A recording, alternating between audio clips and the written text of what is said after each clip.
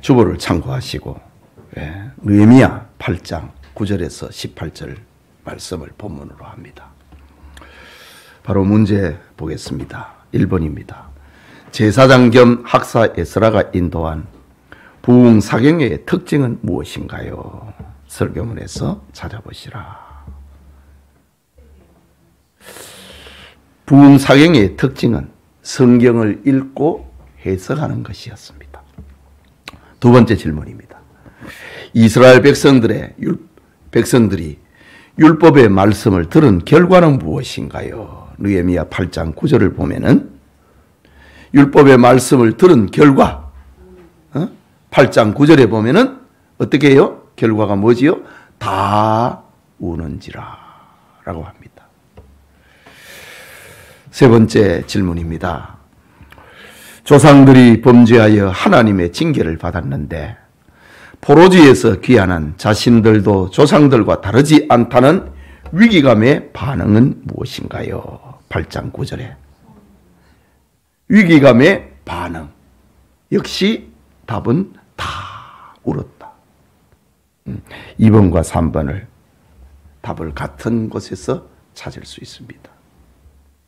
말씀을 듣는 결과도 울었고 위기감의 그 표현이 어떻게 나타나는가? 다 울었다. 멸망할 것만 같았다 이거지요. 하나님의 진노가 쏟아질 것만 같았다. 그래서 울었다라고 합니다. 4번입니다. 총독 느헤미야와 제사장 겸 학사 에스라와 레위 사람들이 오늘은 슬퍼하거나 울지 말라고 한 이유는 무엇인가요? 8장 9절과 10절에서 왜 울지 말라고 했지요? 새해의 첫날이기 때문에. 새해의 첫날은 유대인들에게 뭐지요? 나팔절이었지요. 우리 지난 주일부터 이렇게 팔레스타인의 하마스가 이스라엘을 공격을 했던 그런 이야기를 우리가 기사를 통해서 봅니다. 유대인의 종교력으로 7월 22일, 15일부터 21일까지는 초막절입니다. 일주일, 안식일에서 한 주간 동안 초막절입니다. 그리고 8일째도 초막절이죠. 8일째도 초막절입니다. 그러니까 초막절은 안식일과 안식일 그 사이를 지키는 거 8일간입니다. 본래는 일주일인데 마지막 날이 그 다음이 또 안식일이 되니까 이제 초막절이 끝나는 겁니다. 초막절이 끝나면 큰 잔치가 벌어지거든요. 그때 공격했다고 하는 거예요. 초막절 끝날에 안식일에 공격을 했습니다. 그래 시사적인 거 잠깐 봤습니다. 자, 5번입니다. 이스라엘 백성의 진정한 힘은 슬퍼하며 우는 것이 아니라 무엇인가요? 8장 10절에 여호와로 인하여 기뻐하는 것. 슬퍼하는 걸 그것이 끝이 아니라는 거지요. 그 다음에 용서의 기쁨, 그 은혜를 생각을 하면서 기뻐하는 것. 그래서 우리 웨스트민스터 신앙고백에서 제1문에 사람의 제일된 목적이 무엇인가? 여호와로 인하여 기뻐하고 찬송하는 것. 그게 사람의 그 본분이거든요. 그 다음에 6번의 질문입니다. 하나님의 말씀에 은혜 받은 이스라엘 백성들에게 나타난 두 가지 반응은 무엇인가요? 8장 13절에서 14절을 보면은 은혜를 받았다 이거지요. 은혜 받은 이스라엘 백성들에게 나타난 두 가지 반응은 첫째는 하나님의 말씀을 밝히 알고자 학사 에스라에게 모였다. 자, 은혜는 더 큰 은혜를 사모하게 되어 있다는 거죠. 이것이 은혜의 세계입니다. 사도 바울도 더 큰 은사를 사모하라 라고 했지요. 또 하나는 초막절을 지켰다. 그건 순종입니다. 은혜를 받은 사람은 순종하게 됩니다. 은혜를 받은 사람은 더 큰 은혜를 사모하게 되고 그리고 하나님의 말씀에 순종하게 된다.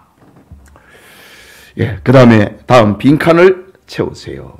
느헤미야 8장 9절과 10절에 써 있는 말씀 빈 공간을 채워봅니다. 백성이 율법의 말씀을 다 듣고 무엇하는지라? 우는지라. 총독 느헤미야와 제사장 겸 학사 에스라와 백성을 가르치는 레위 사람들이 모든 백성에게 이르기를 오늘은 너희 하나님 여호와의 성일이니 무엇하지 말고 무엇하지 말라? 슬퍼하지 말며 울지 말라. 그 다음에 이날은 우리 주의 무엇이니? 성일이니 근심하지 말라. 여호와로 인하여 무엇하는 것이? 기뻐하는 것이 너희의 힘이니라. 그 다음에 8장 17절을 또 빈 공간을 찾습니다. 사로잡혔다가 돌아온 회중이 다 무엇을 짓고? 초막을 짓고 그 안에 거하니 눈의 아들 여호수아 때로부터 그날까지 이스라엘 자손이 이같이 행한 일이 없었으므로 이에 크게 무엇하였다? 기뻐하였다. 여호수아 시대의 초막절은 출애굽을 경험을 했던 사람들입니다. 지금 에스라 시대의 초막절은 바벨론 포로지에서 해방을 경험했던 제2의 출애굽과 같은 출바벨론의 경험을 했습니다. 그러니까 이런 어떤 역사적인 체험을 가진 사람은 여호수아 이후에 없었다는 거지요. 이렇게 초막절을 지킨 적은 1000년 동안에 없었다. 그런 말입니다.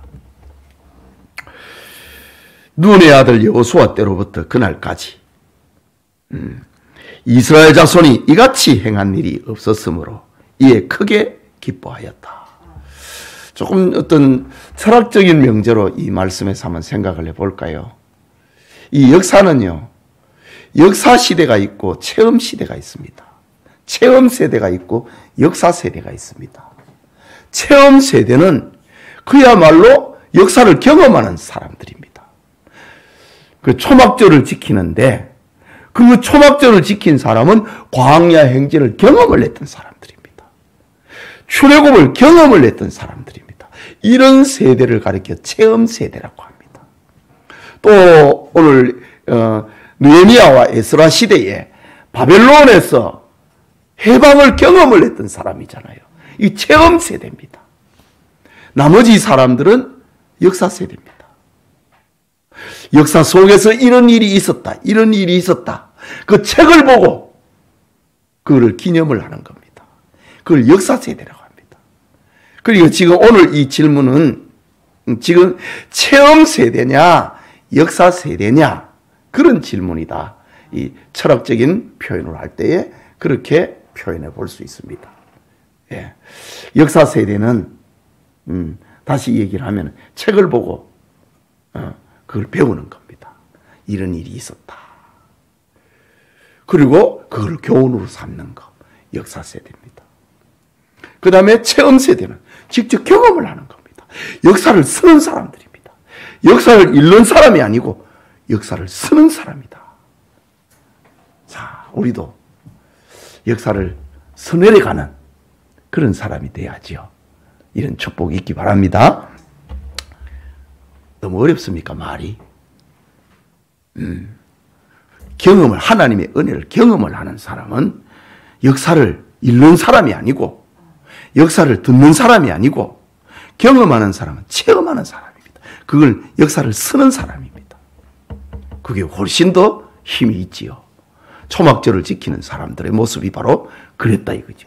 여호수아 이후에 이런 초막절을 지킨 적이 없었다.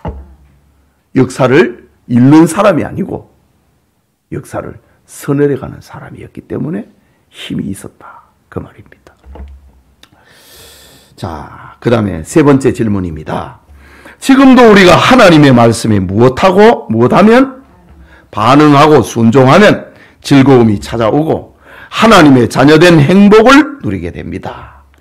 하나님의 말씀에 따라 무엇하면 살면 자기 정체성을 회복하고 하나님의 따뜻한 사랑의 손길을 체험하게 됩니다. 진정한 즐거움을 회복하게 됩니다.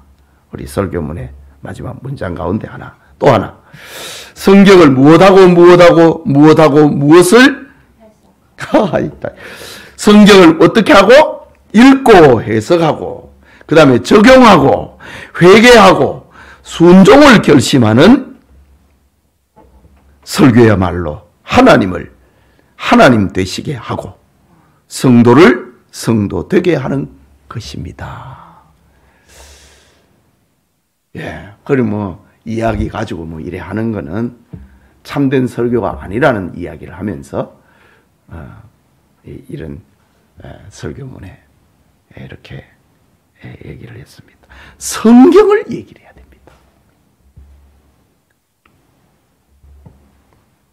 성경을 읽고 해석하고 적용하고 회개하고 순종해야 그게 진짜 설교다 라는 말이지요. 그것이 하나님을 하나님 되시게 만들고 성도를 성도 되게 하는 겁니다. 자, 이렇게 구역 공부를 통해서 다시 은혜를 받을 수 있기를 소원합니다. 기도합시다. 하나님 아버지, 예배 후에 구역장 성경 공부를 통하여서 다시 한번 우리의 심령에 말씀을 정리를 합니다. 우리 구역장님들이 먼저 은혜를 체험을 하고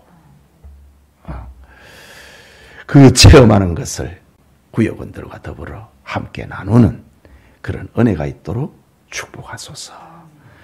예수님 이름으로 기도합니다. 아멘.